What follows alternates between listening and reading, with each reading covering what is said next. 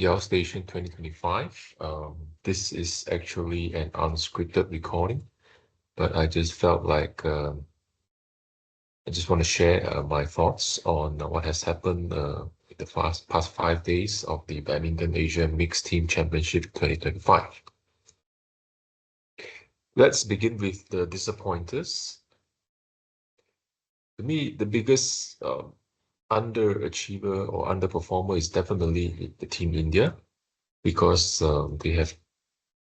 they literally sent their strongest team to this championship. But I was later made to understand that PV Sindhu couldn't make it due to a hamstring injury. So that, I believe, is the difference that has made India to be an underachiever. If you look at my previous recording, my previous video, India is actually my top pick to be the champion for this edition, simply because they have the strongest men's singles, such as Lakshya Sen, and they do have the very experienced Pranoy to be the backup in case Sen couldn't make it. They also have very strong men's doubles, Sachi, right? And they do have as well very strong women's doubles, Tressa Jolie and also Tanisha Crasto. The probably slightly weaker link would be the mixed doubles. And with the absence of PV Sindhu, definitely this has severely weakened Team India. If you look at their performance, yes, they did qualify. They did made it past the group stage, but they finished first runners-up to Korea. If you look at their scoreline between South Korea and India, you can see that the key difference is the absence of PV Sindhu, who has literally handed this second point to Sim Eugene. And also, I was rather actually surprised that Sachi was not fielded, right? If you look at the scratch pair, instead Arjun and Satvik was put on court, and that has actually contributed the third point, the winning point to South Korea. And the impact of this is, I would say, slight misjudgment of Team India it has actually caused them to become the runners-up, and it will make their journey in the knockout stage to be more difficult, because they will be meeting the champion of the other group. And true enough, in the quarterfinals, they slumped to a 3-0 defeat to Japan, which is rather unexpected. But if you look at the match by match, the mixed doubles, we do expect Japan to take this match. But again, with the absence of PV Sindhu, the second point from the women's singles is almost certainly to be Japan's. Now, what I would say the next misjudgment here that perhaps India has, made a slightly inferior move is putting Pranoy instead of Lakshya Sen to face Kenta Nishimoto. I'm not too sure about their head-to-head record, but I do know that Pranoy has been struggling for form, has been away for quite a bit of time due to illness, and he's just making a comeback to competitive tournaments again this year, I believe. So I am really not too sure whether Pranoy is a better option compared to Lakshya Sen. Anyway, if indeed men's singles goes into India's way, then the women's doubles, India does actually stand a chance, a 50-50 chance, I would say, with Tressa Jolie and Gayatri Gopichan facing a very tough opponent in the form of Arisa and Ayako Sakuramoto. And only at this stage we get to see Sachi on the list. but yet they couldn't have the opportunity to deliver. So this is indeed a very disappointing performance from India. Now, the next team that has disappointed me is actually Malaysia. Now, yes, we do have to acknowledge that Malaysia is not sending their strongest team this time around, and we do see that probably the stronger players in the squad would be their men's doubles, Man Wei Chung and T Kai Woon, as well as the veterans in the mixed doubles, where we have uh, Siwon Jamie Lai and Goh Soon Hwan. Now, for Malaysia, if you look at my previous video, for Malaysia to progress, um, the mixed doubles and the men's doubles, it's a must win. It's a must win for these two match, right? And then the third point should we should be banking on the men's singles of the Leong Junhao to actually make Malaysia win, right? Now let's take a look at how they progress. Of course, they were knocked out in the group stage, where in the first match itself, I would consider this as an upset. Although in my previous video, I did mention that Hong Kong is a dangerous team, right? This is the group of death, where Hong Kong and Malaysia actually has a 50-50 chance to progress alongside China. Now, if you look at the scoreline, true enough, in the first match, the mixed doubles, a match which Malaysia must win. Unfortunately, uh, the Hu Pangron and Cheng Su-yin couldn't make it against Tang Chunman and Ng Zi Yao. And this really is, I would say, the turning point for the match, for the outcome of the match. Now, women's singles, Lakshana edge Saloni. And if you look at even on paper, we do have an edge. Lakshana has an edge over Saloni in terms of ranking, in terms of head-to-head. So there really isn't much of a surprise there. In the third match, I was rather surprised that the Malaysian coach has fielded Justin Ho instead of Leong Junhao against the top men's singles player from Hong Kong, Lee Chok Yu. Now, probably they were thinking that Leong Junhao has a 0-2 head-to-head record against Lee Chok Yu, and so they were perhaps banking on Justin Ho to create an upset. But to me, I think this is not the best move. Where we all know that Leong Junhao actually can play better in team-based competition and tournaments. So this is the second probably mishaps that has happened to Malaysia. Probably the second slight misjudgment, where the first one was the mixed doubles. They didn't actually feel Goh Soon Hwan and Siwon Jimmy Lai. Now, in women's doubles, we all know that this is probably the weakest link, maybe together with women's singles, right? So we do not expect our women's doubles to get any point. And yes, it is proven to be true. And by the time we reach the final match, the fifth match, it's already too late for Man Wei Chong and T Kai Woon to salvage a precious win for Malaysia over Hong Kong.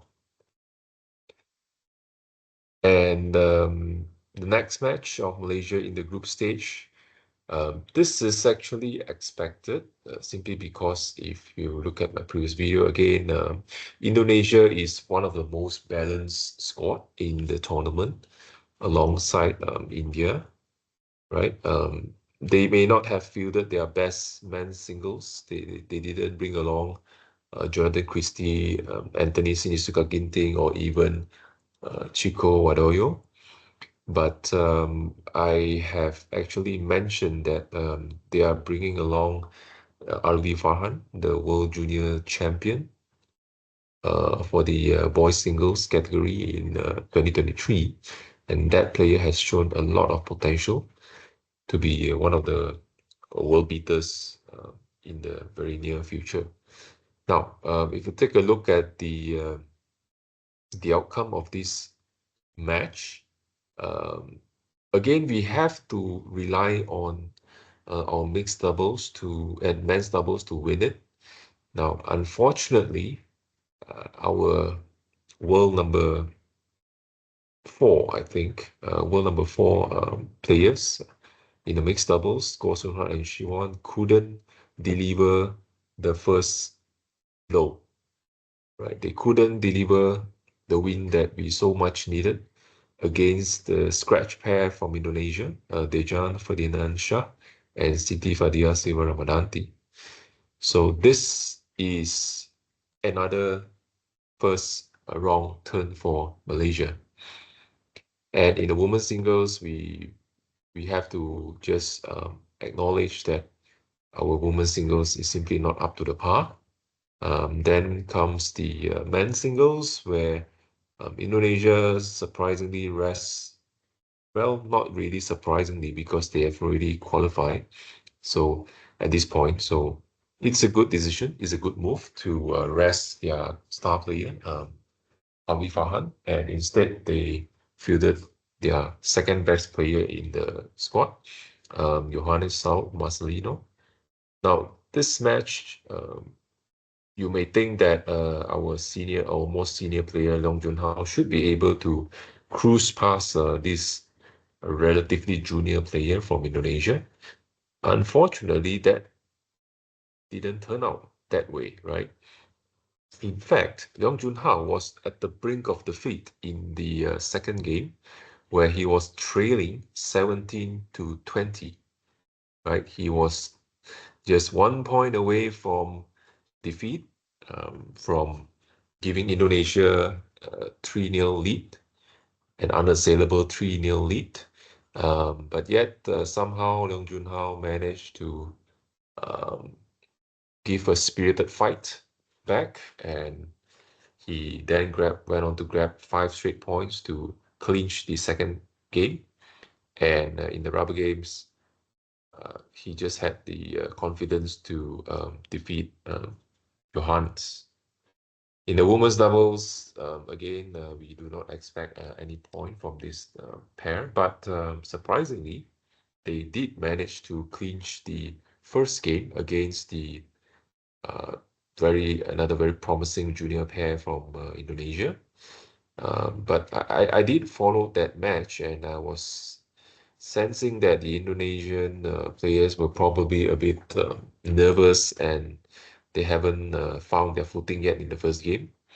So and our pair, Goh Pei Ki and Mei Sing, actually took advantage of that, and they managed to clinch the first game. Unfortunately, in the second and the subsequent rubber games, uh, Indonesia's pair was just better than us, right?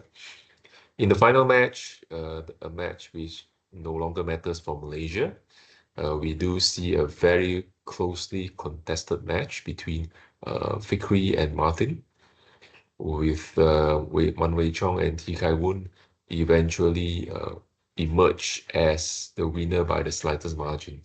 So overall, Malaysia lost this match 2-3 to Indonesia, and they were knocked out in the group stage, which is quite a disappointment to me. Now, moving on from the disappointers, I'm not sure even if that is a word, but yeah. So we go on to the expectation exceeders, and undeniably, it has to be China.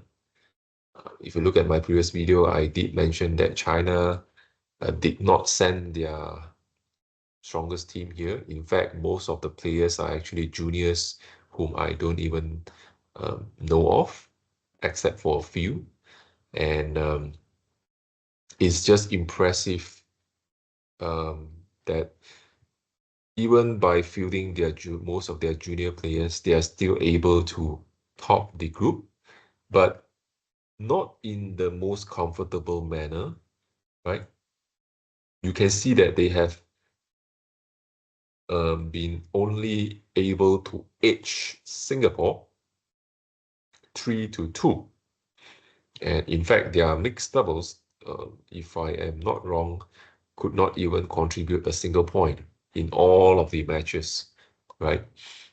But if you look at this matchup, Xu Wenjing is definitely the next women's singles player for all of us to watch out for. She was simply dominant, as you can see, not in this match yet, but you will notice that in the subsequent matches, she actually dominated um, a few more established players than her. So in this match, we don't expect China to struggle against Singapore, but Singapore actually gave a very, very good fight here, where the mixed doubles actually managed to contribute an unexpected point. Not entirely unexpected, because in my previous video, I did mention that Singapore has to bank on their mixed doubles and perhaps their women's singles and men's singles to actually snatch a win in any match. So they did that. They did manage to win the mixed doubles match, but they could not uh, make it in the women's singles. So at this point, I was just wondering, what if they chose to field Yeo Jamin instead of Inshira Khan? Perhaps Yeo Jamin might be able to nick this point for Singapore. And if that happens, that would have turned the tide to Singapore's favor, where you can see Jason Teh did brilliantly to sort of win this China junior player of Zhu Xuanchen. Women's doubles, we all know that China is superior despite fielding only their more junior players. And similarly, in the men's doubles, Singapore actually do not have a formidable pair, so we do expect this defeat. So overall, China 3, Singapore 2. In the next match, China once again edged over Chinese Taipei, right? And again, this time around, Chen Yufei actually came back from a long hiatus to contribute 1 point for China. But we can see that she actually has a little bit of struggle, probably with a slightly rusty play, simply because of the long hiatus. But she did her job well to snatch 1 point for China. And Hu Ze'an is another revelation of this tournament, where he actually um, managed to capture another point, another solitary point, upsetting the more senior and more established player from Chinese Taipei, Li Jiahao. So 2 maximum points from singles department for China, and they only need 1 more point from the doubles, and they found it through their women's doubles. And so this is indeed a very another surviving by the skin of teeth by the Chinese juniors team, which is very commendable, because they are, after all, just not the best that China has, and yet they are able to beat Chinese Taipei, who is actually sending their full strength squad, with the exception of Tai Zuying, of course. And then in the knockout stage, I did mention that um, Hong Kong, who has done well to qualify to the knockout stage. And if you look at this match, China didn't have it easy at all against Hong Kong, right?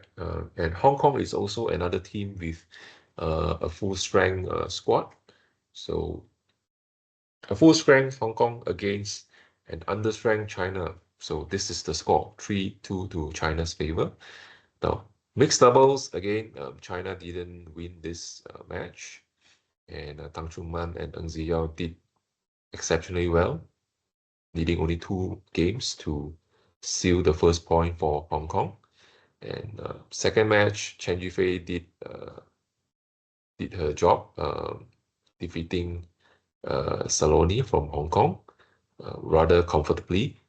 Now, the third match is actually, to me, is the decider of this match, where we have Lee Chok Yu from Hong Kong, their top men's singles, who was actually defeated by Hu Zean despite having a lead in the rubber games. So Hong Kong is literally just 3 points away from qualifying, if you look at it from that perspective, yeah. And in the women's doubles, I was thinking that China would have nailed this point. China would have won 3-1, and there's no need for the last match. But truth be told, the Hong Kong's women's doubles actually served a surprise. Yong Na Ting and Yong Pui Lam actually created an upset over the former world junior champion of Wang Tinge, and I think it's the runners-up of Keng Shu Liang. So, to all, a rather unexpected situation. But in the men's doubles, Huang Di and Chen Shujun was just too good for the Hong Kong's men's doubles. So China survived again. In the semifinals, again, I was actually rooting for Japan to win this match, simply because Japan is standing close to their full strength team, right? If you look at their mixed doubles, it's their top mixed doubles, Hiroki Midorikawa and Natsu Saito, who has no problem to win the first point for Japan. Now, this second match here, Xu Wenjing against Tomoka Miyazaki, is something that totally blows my mind off. I was so impressed by the way that Xu Wenjing, the reigning World Junior Champion, simply dominated the former former World Junior Girls Champion of Tomoka Miyazaki. Now, the difference between them in terms of experience in the more competitive tournaments did not matter at all. Tomoka Miyazaki now is already world number 6 or 7, right? With such a rich experience competing in the senior level tournaments, one would expect Tomoka to actually breeze through this match, but no, Xu Wenjing actually showed her potential, and I am very eagerly anticipating for Xu Wenjing to contest An Se-yong one day in the very near future, hopefully. So this is actually an upset. And as we move on to the men's singles match, I do expect Hu Zean to win this match simply because I've watched his match against Lee Chok Yu, and I was thinking this boy or this man is definitely going to take this match. Yes, he did that. So China is up to 2-1 at this point. And when it comes to women's doubles, Chen Qingchen has made her comeback after a very long break as well, pairing up with the former World Junior champion Wang Tinge, and their clash with Arisa and Ayako. I was expecting this match to go down the line, in the sense that it would be a very closely fought match. But at the end of the day, Ayako was really exceptionally well. She played really well in that match. This left-handed player did score a lot of beautiful points, and Arisa proving her advantage in terms of her inherited experience from playing in a more intensive mixed doubles matches before. So this combination, who has just won, I think, one of the major tournaments this year, I believe it's the India Open, right? Despite only being paired together, playing together like since December 2024, they have done well to secure the tiebreaker. I wouldn't say tiebreaker, but to put Japan 2-all against China. Now, it all boils down to the last match, where at this point, I still think that Japan will be able to make it through simply because Kenya Mitsuhashi and Hiroki Okamura are the more established pair compared to Chen Shujun and Huang Di. But yes, Kenya and Hiroki did well in the first game. They won it by the slightest margin possible.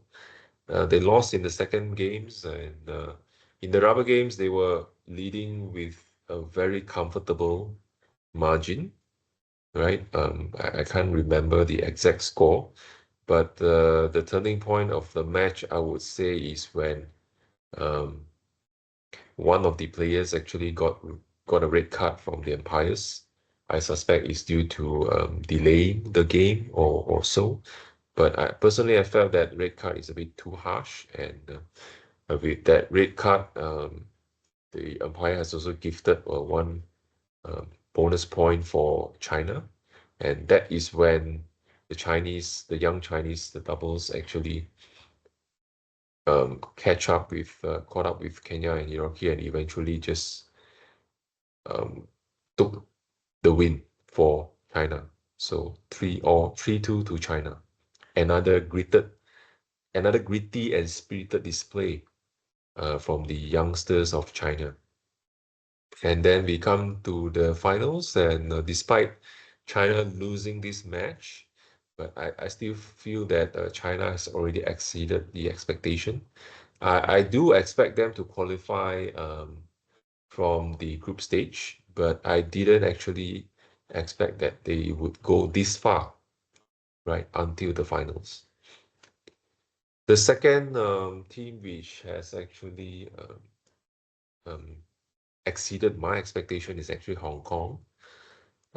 If you look at, yeah, they didn't start well, where they were thrashed by Indonesia 5-0, but there is a reason. There is a reason behind this score, um, where they actually did not feel their strongest mixed doubles player, right? You can see that Tang Chun Man and Ng Ziya um, was not fielded in this match, simply to uh, get them well rested to prepare them to play Malaysia in the next match, right?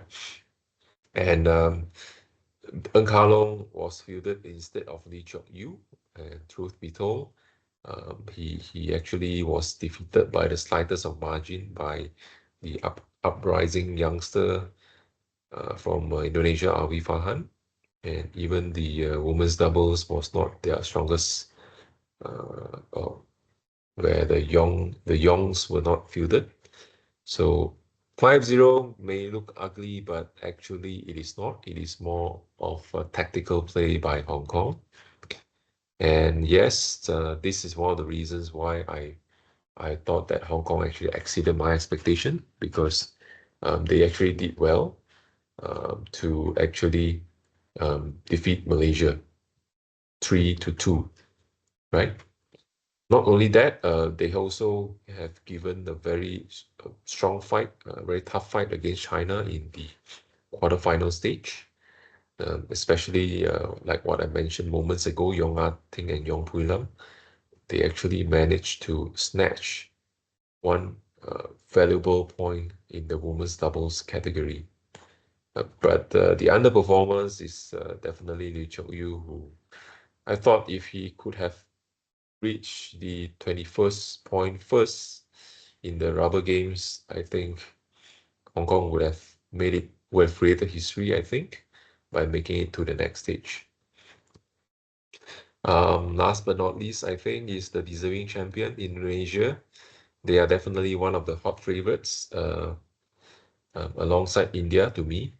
So, although you may think that, yeah, like what I mentioned earlier, they didn't bring their strongest men's singles, they didn't bring along their strongest women's singles player. Gregoria Mariska Tunjung was not here. So, but yet you can see that they have been showing some exceptional results here, defeating Hong Kong 5-0. edging past Malaysia 3-2, um, and then thrashing Chinese Taipei, a full-strength Chinese Taipei team, 3-0. So this is also one of the upsets, I think, because I was Yang Po Swan and Hu Lingfang was definitely the better pair on paper in the mixed doubles match, but they actually lost to Dejan and Siti Fadia. And Li Hao also underperformed against Awi. And I would say was the player that impressed me the most is actually Putri Kusuma Wadani.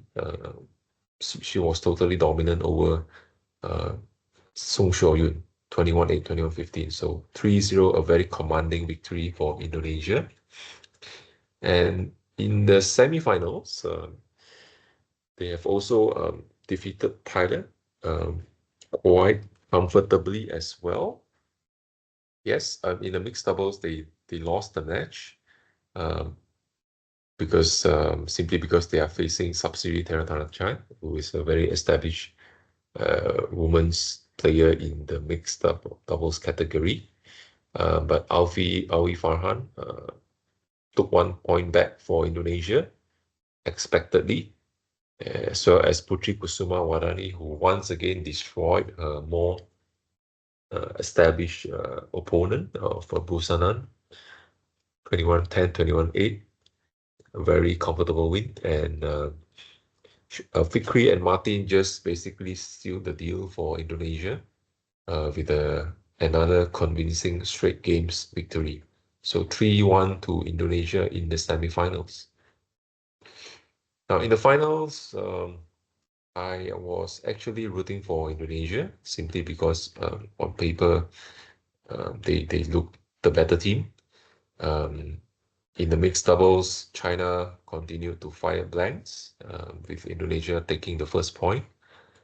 The clash between the stars, the young stars, Hu Zhan against Awi Fahan, did not live up to my expectation. I was expecting a more close encounter, a more tightly contested match. But Awi Fahan simply showed that his superior head-to-head record matters. And it was a rather easy win where Awi basically dictated the gameplay of Hu Zhan, attacking most of the time, right? And eventually a straight games victory for Awi.